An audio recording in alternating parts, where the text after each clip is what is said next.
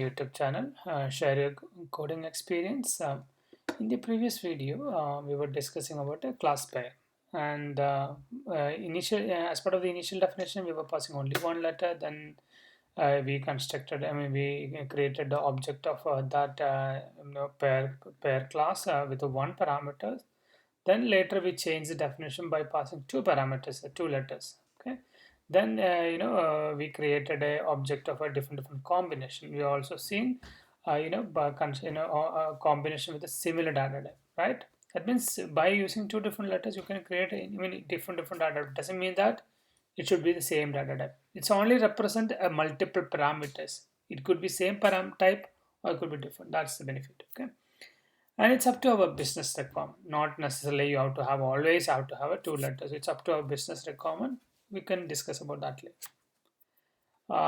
Maybe before I'm discussing much more detail about this class, maybe you guys are thinking, why this guy is talking about Java generic. Generic is it for Java, part of Java 5. Now current Java version is 21.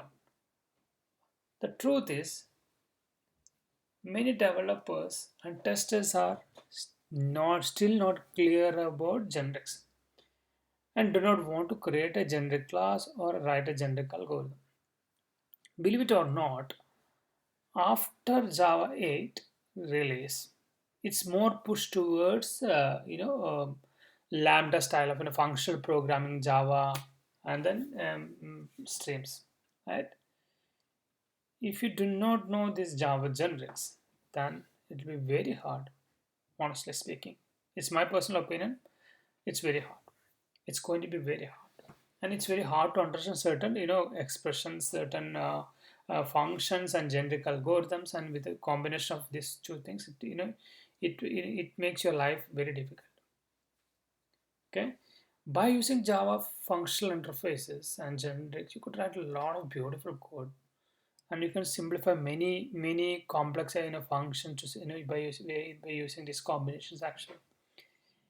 Anyway, so I'm not I don't want to hurt anybody's feelings, or I don't want to hurt anybody, but I just this is my based on my experience. Okay, so anyway, let's continue our discussion about this pair once again.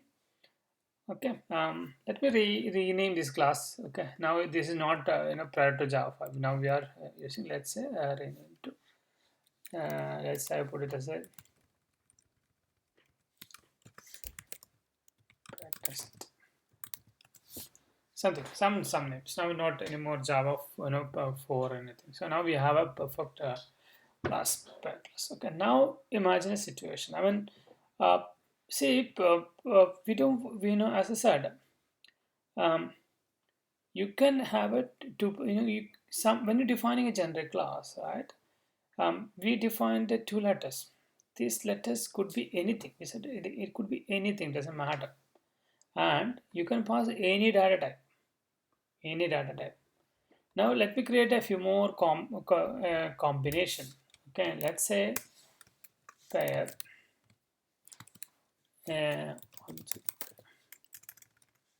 pair 4 pair. Okay, then I pass 10 20. What's the problem with this definition? The compiler compiles, but remember, if you do not tell the compiler that we are going to store a particular type, if you are not passing any particular type, then the compiler assumes that the whatever value is supplied, it will be treated as an object. As a result, like let's say int pair for value 1 is equal to pair 4 dot data. So you can see the get data one is it's not an integer anymore, right?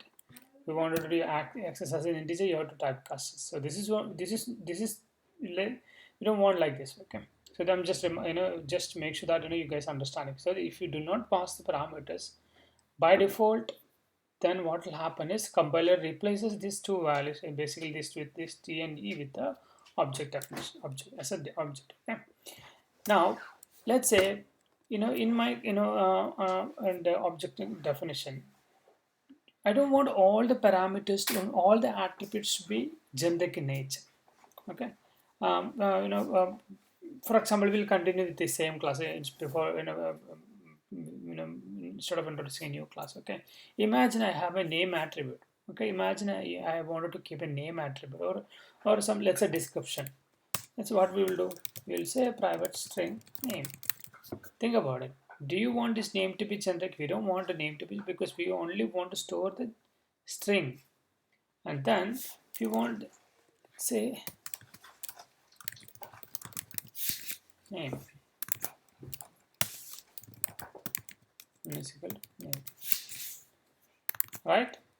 Now it doesn't compile. If you want to make it, you can pass some names, let's say pair one, or you can just add another constructor, right? What do we do? Do this, then sorry, self data 1 data 2 comma, we don't want pass, so we'll just put a none. Okay, simple. Okay, so you can store, it's up to us what attributes or what value to be stored. Similarly, like you can have a different attributes with a different data type. It doesn't mean that all the attributes have to be in generic nature. It's up to our business. Okay, so that's what I wanted to explain. Okay, now let us consider another example. Okay, let's forget about the pair for a few minutes. Okay, now imagine you have a situation. Okay, situation is very simple. You have a class called triangle, or let's say a rectangle. Let's say rectangle. Okay, in the rectangle, yeah, you have two attributes. Let's say integer length and integer width. As I said before, by saying the explicit data type, it is not a generic in nature. So we don't want a integer length and integer width. We wanted to make it more generic in nature. So we now what do we do? We just put as, let's say, L and W. Okay. Then I'll just, you can use any meaningful letters. Okay. So I just mentioned this. So now let me create a constructor, then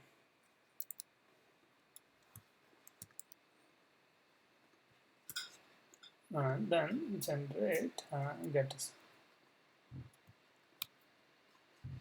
Okay, so now we have a rectangle class. Okay, we have a rectangle class. Now rectangle.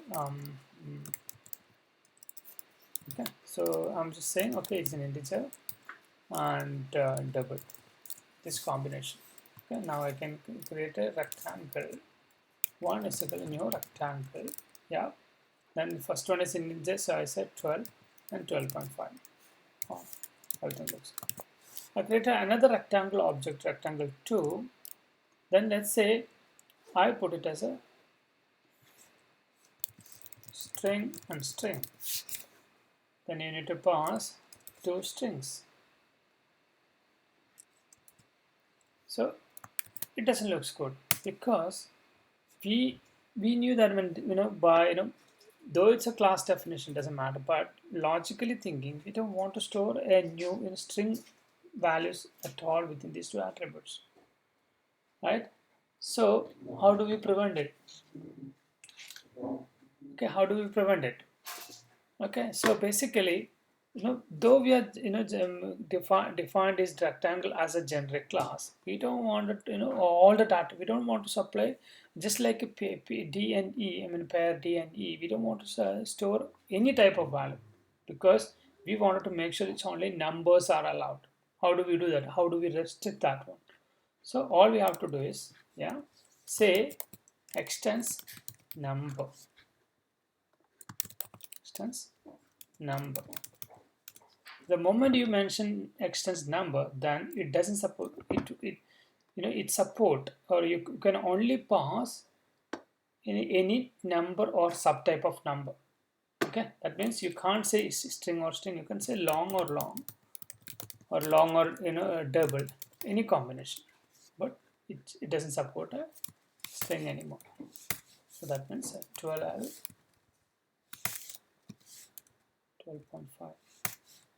it compiles. So this is called the upper bound, generic upper bound. What does that mean? Basically, we wanted to put some kind of restriction rather than supporting any kind of data type. The previous one is called wildcard. Wildcard means this D and E supports there is no restriction on these particular letters. As a result, you could store any kind of data type. Any you can supply supply any data type. I'll show you and a few more examples of complex structuring. Okay, it supports any data type. Whereas the moment you put an extends keyword, then the compiler ensures that the value, the parameter you're passing, right? The parameters are passing, it says in the same type or a subtype of that class. So that's the benefit. So this is called a an upper bound, not super bound. Okay. Once again, thanks for watching, and in the next video, I'll talk about more about this upper bound. Okay. Thank you.